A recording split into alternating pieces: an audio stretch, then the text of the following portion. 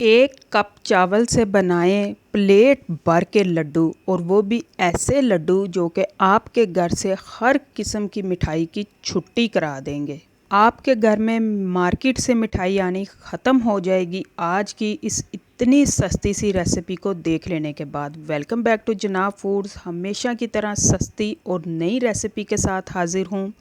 आज की रेसिपी है चावल के लड्डू की रेसिपी, लेकिन इंतहाई आसान और बच्चों बड़ों सबको बहुत ही पसंद आने वाली है। इस रेसिपी के लिए सबसे पहले मैंने 1 कप के बराबर देसी घी का यूज़ किया था, और उसमें 6 अदद जो है मैंने इलायची डाली, खोल के उनके दाने भी डाल दिए और छिलकों समेत यानी छिलके भी उनके डाल दिए। जैसे ही इलायची के भुनने की खुशबू शुरू हुई तो मैंने उसमें 1 कप के बराबर चावल डाल दिए। आपके पास जिस भी टाइप का चावल हो आप उसको यूज़ कर सकती हैं। अदवार, टोटा, बासमती या जिस भी टाइप का आपके पास चावल हो आप इस रेसिपी के लिए उसको इस्तेमाल कर सकती हैं। जैसे ही चावल बिल्कुल ब्राउन हो गए, भुन गए, तो मैंने उनको स्टेन कर लिया। स्टेन करने के बाद उसको थोड़ी देर के लिए हम वेट करेंगे ठंडा होने तक, और उतनी देर वही वाला 1 कप मेजर करते हुए मैंने इसमें ऐड किया है बेसन का। फ्लेम जो है वो बिल्कुल मीडियम रखिएगा, लेकिन जब बेसन की बुनाई होगी तो फ्लेम जो है वो मीडियम से भी कम हो जाएगी, क्योंकि अगर बेसन में ज़रा सा भी कच्चापन रह जाए तो सारे का सारा टेस्ट ख़राब हो जाता है। इसलिए बिल्कुल स्लो फ्लेम पे रखते हुए और मसलसल हिलाते हुए हमें बेसन की बुनाई करनी है, और बड़ी खूबसूरत सी इसकी खुशबू आना शुरू हो जाएगी। और बेसन का जब कलर चेंज हो जाएगा तो फिर उसके बाद हम इसमें बाकी इंग्रेडिएंट्स को ऐड करेंगे। पूरी रेसिपी में मैंने मेजरमेंट के लिए सेम ही बर्तन यानी सेम कप का इस्तेमाल किया है, इसलिए किसी भी चीज़ में कमी ज़्यादती नहीं होगी। बल्कि आप भी जब ऐसी रेसिपी को बनाना चाहें तो एक ही बर्तन को यूज़ करते हुए चीज़ों को मेजर करें तो मज़े की रेसिपी को एंजॉय कर सकेंगी। अक्सर और बेशतर हमें बहुत सी रेसिपीज़ पसंद आती हैं और जिनको हम देखते हैं और देखते हुए दिल भी चाहता है कि इसको बनाएं, लेकिन डर क्या होता है कि पता नहीं इसका टेस्ट कैसा होगा। तो उसके लिए आप लोगों के पास एक टिप है कि वीडियो को फुल देखें, और जब आप फुल देखेंगी तो आपको उस चीज़ का टेस्ट भी फील हो जाएगा कि कितनी मिकदार में किस चीज़ को ऐड किया गया है, तो इसका टेस्ट कितना इन्हेंस हुआ है। तो आप उस रेसिपी को बनाने से पहले देखते हुए ही टेस्ट कर लेंगी। वही वाला 1 कप मैंने इसमें तिल का यूज़ किया है, वाइट वाले तिल का, और उनको भी बेसन के साथ मज़ीद उनकी अच्छे से बुनाई करूँगी, और जो तिल हैं वो भी ब्राउन हो जाएंगे बेसन की तरह, और तिल की भी हमें खुशबू फील होगी।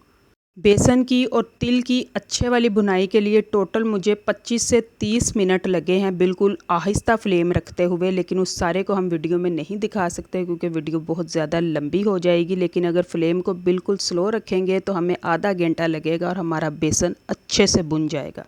आज की लड्डू की रेसिपी पसंद आए तो चैनल को सब्सक्राइब करती जाएँ, क्योंकि ये बहुत ही हौसला अफजाई करता है ताकि मज़ीद मज़े की रेसिपीज़ को आप लोगों के साथ शेयर किया जाए। और 1 कप के बराबर ही मैंने इसमें बिल्कुल बारीक ग्रेट की हुई नारियल का यूज़ किया है। अगर आपके पास नारियल का बुरादा हो तो आप उसको भी यूज़ कर सकते हैं, लेकिन मैंने ऑयल वाली जो नारियल है उसको यूज़ किया है। साथ ही जो चावल हमने फ्राई किए थे उनको मैंने ब्लेंडर जग में डाला इलायची समेत, और इस तरह से बिल्कुल इसका एक फ़ाइन सा पाउडर बना लिया। लेकिन ये बिल्कुल पाउडर नहीं बनेगा, दरदरे से थोड़ा सा आगे जाएगा, लेकिन बिल्कुल दरदरे चावल नहीं रखिएगा, फिर हमारे लड्डू की बाइंडिंग नहीं होगी। और पाउडर फार्म में भी ये आप जितनी भी कोशिश करेंगी नहीं जाएगा, क्योंकि इसमें घी को यूज़ किया गया है। तो बिल्कुल जो एक पाउडर से और दरदरी फार्म में रह जाएगा, उस वाले चावल को हमने उसको भी इसी में ऐड कर दिया, और साथ ही इसको अब अच्छे से मिक्स करेंगे। और 1 कप चावल थे और 1 कप बेसन था, उस लिहाज से 1.5 कप जो है इसमें चीनी का यूज़ किया गया है। और ये मिकदार चीनी की बिल्कुल परफेक्ट है, इसकी में कमी ज़्यादती बिल्कुल भी नहीं होगी, और इसका टेस्ट भी पसंद किया जाएगा। साथ ही मैंने आधा कप के बराबर जो बादाम लिए थे जिनको बिल्कुल दरदरा किया, और उनको भी इसमें ऐड किया। अभी वीडियो छोड़ के नहीं जाइएगा, क्योंकि अभी इसमें मज़ीद बहुत कुछ ऐड करना बाकी है। सर्दियों में इन लड्डू को बनाएं और बच्चों को बड़ों को इंजॉय कराएं, क्योंकि ये लड्डू जायके के साथ साथ ठंड से हिफाजत भी देंगे। साथ ही मैंने 2 कप के बराबर दूध की फ़्रेश वाली मलाई इसमें यूज़ की है, बिल्कुल फ्रीज़ नहीं थी, फ़्रेश वाली। और इसको भी इसी के साथ बड़े अच्छे से मिक्स करेंगे। एक तो इस लड्डू का टेस्ट क्रीमी होगा, दूसरा इसकी बाइंडिंग बहुत ही खूबसूरत हो जाएगी।